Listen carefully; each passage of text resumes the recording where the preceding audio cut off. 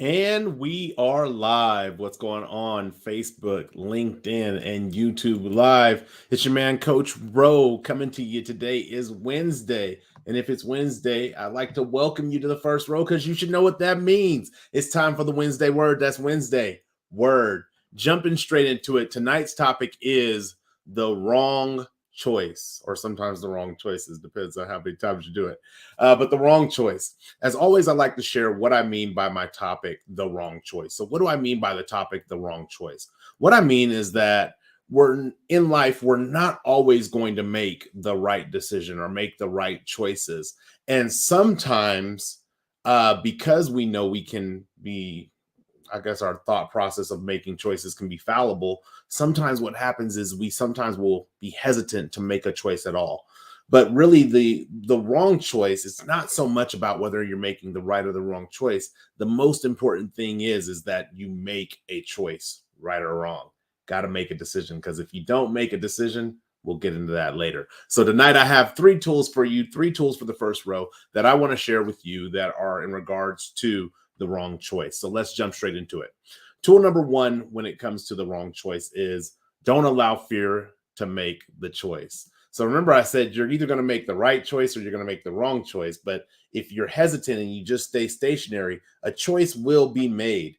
We were just having this conversation last night on Carolyn Michelle and Billy Rowe Live, where we were basically saying that, hey, look, inaction is a choice. However, when you make the right choice or the wrong choice, it doesn't matter. When you make a choice, it requires you to take an action that will push you towards an end result. And typically it'll push you towards the end result faster. But I started thinking about this in the regards of decision paralysis. Decision paralysis is when you have a choice to make, but you have so many fears and anxieties wrapped up in that choice that you don't make any choice and you just kind of stay there. You're kind of paralyzed. And in that, thinking about if maybe you're being attacked, we typically all have a fight or flight emotion or endorphins that will kick in, that will cause us adrenaline. I'm sorry, that will kick in, that will cause us to make a decision. Are we going to run? Or are we going to stay and fight? But if we just stay paralyzed and we don't move, now what we've done is we've committed ourselves. If somebody's trying to assault us or hurt us, we've committed ourselves to just simply being hurt. We've committed ourselves to simply being a victim, to simply being ran over, because we are not taking action. And so when we think about making choices, it's important to remember that fear, the choice that fear will typically make for us, is a worse choice than us just choosing the wrong choice. It's a worse outcome, not a worse result. I will say a worse outcome than us simply choosing the wrong answer. Think about if you were taking a test, you're sitting at your SATs and you're like, okay, I got to do this test. You got to take you got to answer so many questions in a certain amount of time. And you're sitting there and you're just afraid to make a decision on a multiple choice answer. You got A, B, C, D. There's four choices. Three of them are wrong. One of them is right. And if you sit there, you can sit there until the test comes to an end. And now, instead of simply making one wrong choice or choosing one wrong answer, you now have failed the test completely because of the fact that you never acted. And this is what I mean when I say don't allow fear to make the choice, because the choice that fear is going to choose is the worst possible choice for you. And I'm saying this not in the sense of you choosing right or wrong. I'm saying this in the sense of you being stagnant or sitting in a position and just kind of waiting for the outcome to play out. Yeah, that might work in some things, but in many things, sitting and waiting for the outcome to figure itself out doesn't really take us into account in the outcome that comes to the forefront. At least when you make a choice, fight or flight. I made a choice. If I'm going to fight, at least you have the opportunity to possibly win the fight. Maybe you don't have hands. Maybe you can't fight. So maybe you should choose run. If that's the case, at least you've made a choice. And whether or not you get away, that is irrelevant to the fact that you made a decision, you made a choice, and that's the direction you went in. I think what happens is often we get these anxieties that just send us down in a tailspin. If just send us in a tailspin on what we should do or what we would do or what we could do. And we just hypothetically, I don't know how to say this properly, but we just run in this cycle of hypothetical what if, what if, what if, what if, what if, so much that we don't do anything. I think about when I used to have bad credit. And in dealing with bad credit, you get to this space. I don't know if you've ever dealt with bad credit, but you get to this space where you just kind of become numb. It's like, okay, I've already made all these bad decisions. I can't seem to get myself out of this hole. Nobody's going to give me a credit card. Nobody's going to give me a home loan. Nobody's going to give me a car loan. And you just kind of go into this victim mentality. But I think about this, and you get to a space where you stop talking to debt collectors and you stop paying bills because what's the use? And all you're doing is cycling down further into the drain. And then what you find, because now you're not paying bills and you're not answering debt collectors' calls. Then one day you wake up and your car is gone, because that has happened to me before once in my life. You wake up and your car is gone and you're like, yo, where's my car at? Well, that's what happens when you allow fear of taking, honestly, accountability, because that's what this is going to come to for this particular tool. That's what happens when the fear of taking accountability for the choices that we make, that's what happens. All of a sudden, somebody says, okay, you're not going to be accountable to making the car payment. We're going to make the choice for you. We're going to take the car. Now, if you want the car back, now you got to make the payments, and then you got to continue to make the payments, because now you really know we'll come and take your car. That's what allowing fear does, is it gives you, again, that worst possible outcome. So when I say don't allow fear to make the choice, really going back to what I said, this is about, it's about being accountable. See, often we don't want to make the choice, because if we make the choice, we know that we chose it. And now, because we've chosen it, I'm sorry, the outcome of that, we are accountable to, because it was our choice to make. But unfortunately, you're accountable to it whether you choose right or wrong. You're accountable to it, and you're accountable to it if you sit still, idly waiting for fate to play its lovely hand that it has dealt you. You're accountable to it either way, because you have the option and the opportunity to make a choice. So that is tool number one. Don't let fear make the call. That's all I can say. Tool number one, don't let fear make the call. Be accountable. Tool number two, when it comes to the wrong choice, is accept when a choice is wrong. I don't know how many times I have made a poor decision in my life and have just rode it until the wheels fall off, or till the wheels fell off. I don't know what's wrong with my past and present tense speech today, but anyway, I wrote it until the wheels fell off. And this, what I call this, is the double down. It's almost like if you ever gambled and you've played blackjack, you have, I don't know, let's say you have 19 or you have 20. You have 20 in your hand, and you're like, you know what? I know that I could possibly lose to the dealer with a 20, or get a push with the 20 with the dealer, but I'm going to go for the 21. I'm going to double down in hopes that one of these four aces of the deck is the next card that's going to be dealt to me. Now, never mind that if there's only 4 cards on the table, there's 52 cards in a deck, minus the jokers, I believe, is 50. So there's 46 cards left in the deck, and you're hoping that the dealer doesn't have one of the aces. You got a 1 in 45, I'm sorry, a 4 in 45. Am I doing my math wrong? 4 in 46 odds on one of those cards being an ace. Doubling down. Doubling down when your risk reward is not in balance. And so this really begins to hurt us when we're already in a wrong choice. So let's say we were accountable, we made a right or a wrong choice. We made a wrong choice. And now it's like, okay, I made this wrong choice, but instead of making a better choice, here's the choice that typically people make. I'm just going to try to cover it up. That's another wrong choice, and you're doubling down on the wrong choice that you already made. This is one of the things that I've learned in business is, I've been called into the office. Hey, why have you made this decision? Why were you doing this? Why were you doing that? And when I get called in the office, I always say, number one, my apologies. I thought it was the right thing to do. And here's why I thought it was the right thing to do. Accountability. I'm not going to double down on the mistake and be like, well, nobody told me that I couldn't do it that way.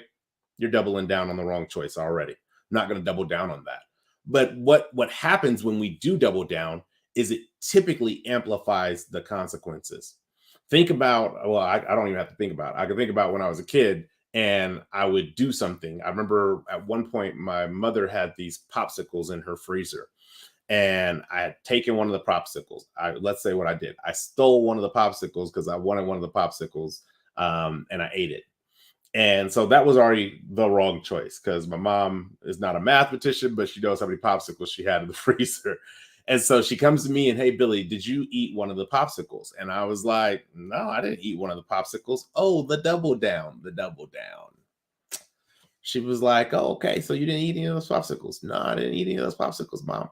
And what ended up happening is the consequence of probably eating the popsicles, if I'd have just said, yeah, mom, I had one after I came in from school, I didn't think you'd mind, would be like, hey, next time you need to make sure you ask.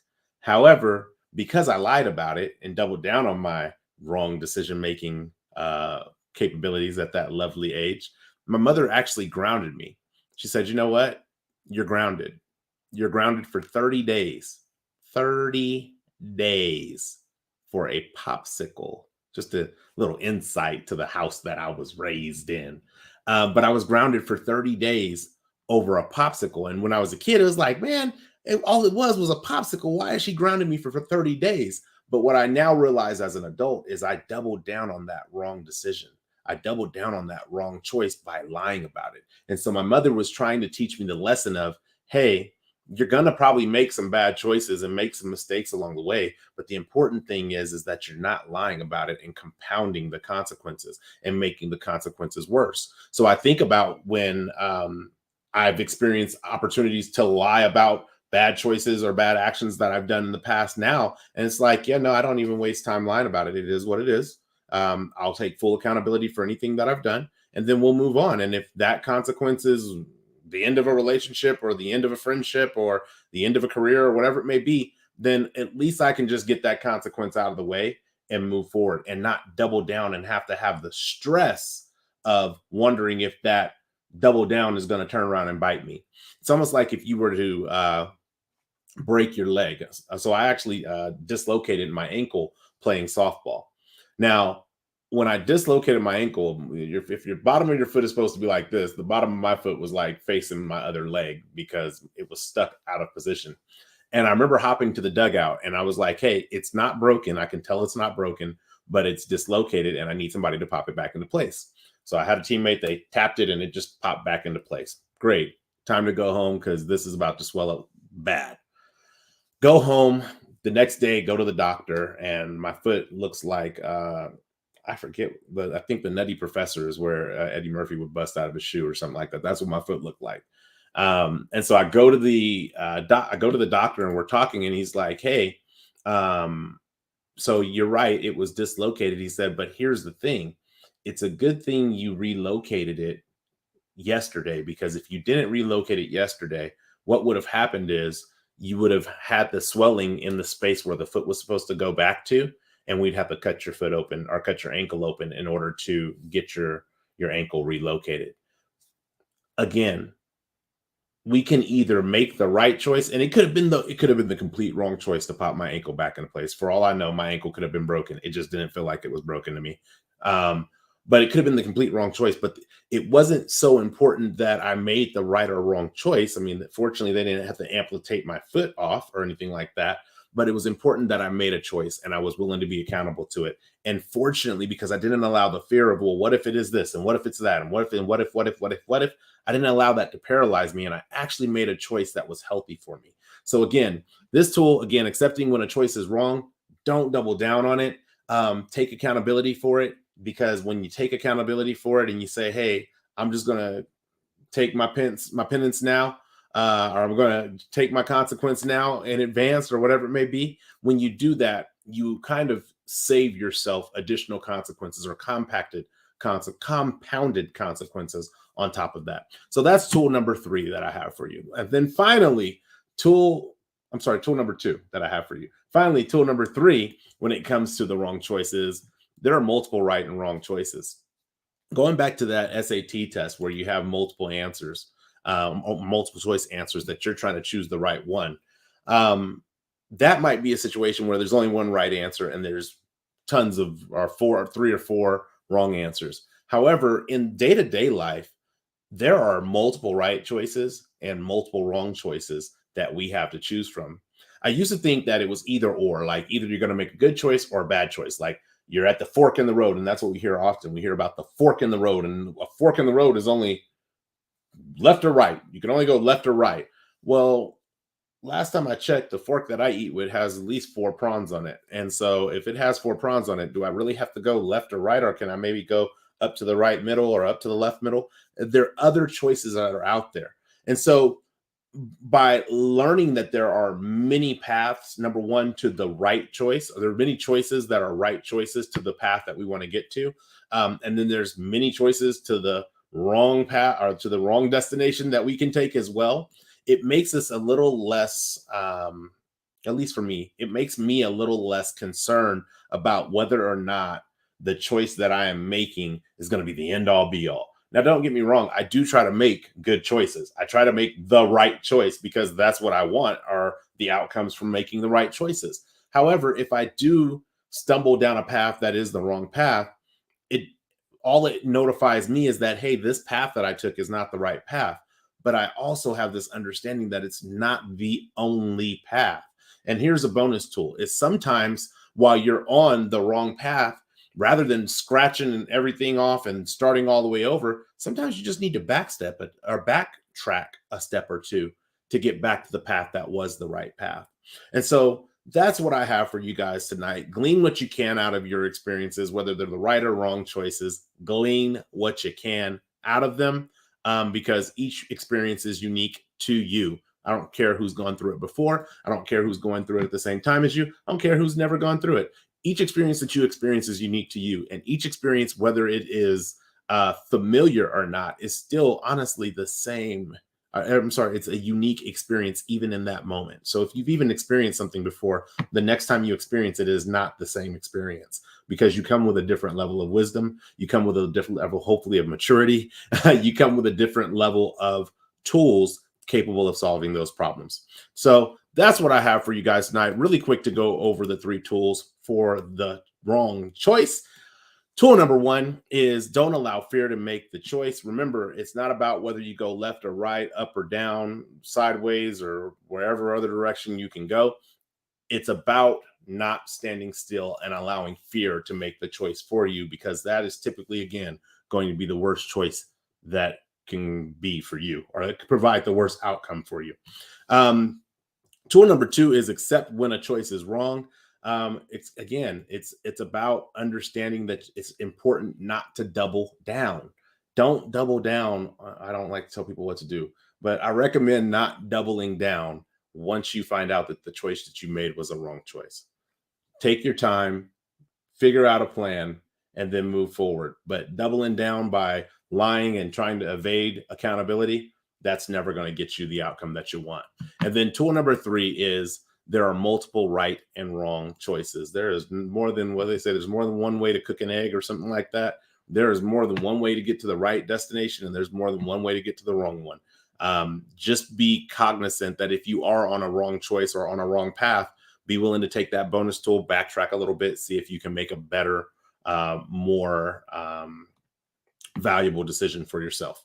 So that's what I have for you guys tonight. As always, with the Wednesday Word, I like to share a personal story, something that actually got me thinking about this particular topic, the wrong choice. And this is like, whew, this is way back because I didn't even own a car. I didn't even have a driver's license when the story I was thinking about.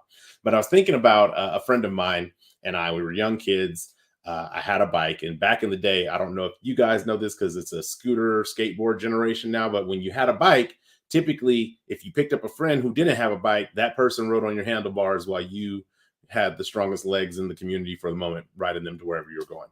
So a friend of mine, we get on my bike and we ride my bike to the local like gas stations, a couple, I don't know, maybe a mile and a half away from our houses.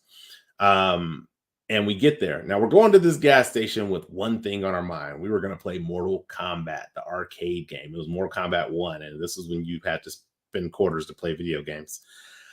We get there, and I mean, I throw my bike on the ground in front of the door. We're playing Mortal Kombat, playing Mortal Kombat, playing Mortal Kombat. Now, little did I know, this one wasn't about me having fear. It was just about me wanting to go and play Mortal Kombat. But I didn't accept that I made the wrong choice, because just throwing your bike on the ground, especially in the community that I grew up in, that's not a wise move to make. And so we played Mortal Kombat for a couple of hours in the gas station. And when we got ready to leave the gas station, unfortunately, we stepped outside and my bike was gone because somebody decided to liberate it from my custody. So I remember being upset. And I remember we had to walk home. But as I think about that memory, or as I was thinking about that memory as an adult, I was like, man, okay, I made a couple of wrong choices, and it was like each time I doubled down more. I left the bike sitting right outside, ran in to go and play video games, didn't secure the bike, didn't put the bike in a space that I could see. Then, furthermore, I'm playing the Mortal Kombat game, not checking on the bike to make sure it's still there. Who knows? I could have came outside right when somebody was picking it up and be like, hey, yo, that's my bike. What are you doing? But I didn't, because I was so fixated on the game that I couldn't break that I didn't break my attention to check on something that was actually important to me, my bike. That was my means of transportation through the neighborhood. And then last but not least, understanding that there were multiple wrong choices to be had, and there was some right choices that I could have made. But I was only apparently focused at that time on making the wrong choices. And this kind of acts with that doubling down effect, where sometimes you're not taking accountability for the wrong choice. You're just going from wrong choice to wrong choice. And at some point, it is important to take a moment to evaluate, hey, how am I going to get better at making good choices? Because these choices are definitely not working out for me. And so, unfortunately, that bike got stolen. Never seen it again. Had one other bike, but it was definitely not the quality of the bike that got stolen. But that was again something that reminded me that these wrong choices are out there for us to make, and there's right choices out there for us to make. I really have learned to not be afraid of the choices that I make. I've just learned to be accountable to the choices that I've made. And that is a space where, when it comes to making the wrong choice, when it comes to making the right choice, that is the space where our power exists, is in the ability to choose. So that's what I got for you guys tonight. I really, really am gratefully appreciative of you guys tuning in with me live this evening. I normally do other announcements first. No, I'll do other announcements first. I have a treat for you guys, though. Can't wait. The next time that you will be able to catch, not myself, but you'll be able to catch my lovely co-host, Carolyn Michelle, on the Grind Define podcast will be this Friday at 4 p.m. Pacific Standard Time, 7 p.m. Eastern Standard Time. And then you can catch us both on the Carolyn Michelle and Billy Rowe live show this Tuesday at 4 p.m. Pacific Standard Time, 7 p.m. Eastern Standard Time. Now, the next time you will see me, however, will be on this lovely event here. I gotta bring it in. If I can bring it in. Hold on. There we go. Bam. First row intersations. Now, if you haven't been on the first row for a significant amount of time, you may not know what intersations are. Let me be very clear. Intersations are where interviews meet conversations. And I have not had one well over a year, but I have a person that I want to bring on who has a very powerful and impactful story that I cannot wait for her to share with you. And so there will be a first row intersation this Saturday at 7 a.m. Pacific Standard Time, 10 a.m. Eastern Standard Time. Now, people, oh, that's really early on a Saturday. Look, I'm about that growth life. So if you want to come and grow with us, you can either watch us live and contribute to the conversation, ask questions, and get tools, or you can catch the replay. But we're about growth here on the first row. So there will be a first row intersation. It will be Adversely Empowered, how adversity empowers us, with Tisha Nestor. I cannot wait for that to air. So if you do know what an intersation is, I hope to see you there. That is my treat that I have for you guys. Other than that, don't forget, please don't forget to go to firstrow.com, get your copy of Fire Your Job, Hire Your Passion, and the accompanying journal. You can actually download the first chapter of the book for free. Go to the website, get the first chapter of the book, and you can actually read the entire first chapter. I always tell people, if you don't like the first chapter, you probably won't necessarily like the book. Even if the first chapter isn't geared towards where you're at in life right now. I'm just saying, if you don't like the first chapter, you probably won't like the book. Don't get the book if you don't like the first chapter. Anyway, that's all I got for you guys today. I'm so appreciative of you guys tuning in with me live. There's so much that's to come on the first row. I'm always looking to bring on new content. I have quite a busy workload right now, so that content may not come as fast as I may want it to, and there may be some additional Wednesday words that are pre-recorded. But know that my commitment is to keep this channel up and running for as long as I possibly can, hopefully through retirement. But as long as I possibly can. I appreciate you guys rocking with me the way you do. And then what's going on, Casual? I appreciate you guys rocking me with the way you do. And as always, if you like this video, share it. If you share it, like it. I'm happy to engage with you in the comments. I'm happy to engage with you in the live chat. I'm happy to engage with you if you just reach out to me on social networks and social media. But I'm happy to engage with you. I'm happy to engage with you if you're watching via the replay on the chat or in the comments. I'm sorry, in the comments for the first 7 days that the video is up. And then after that, I move on to the next topic, because there's a lot of things that come down the first row. So anyway, until the next time, one love, peace, and God bless. Thanks for sitting on the first row.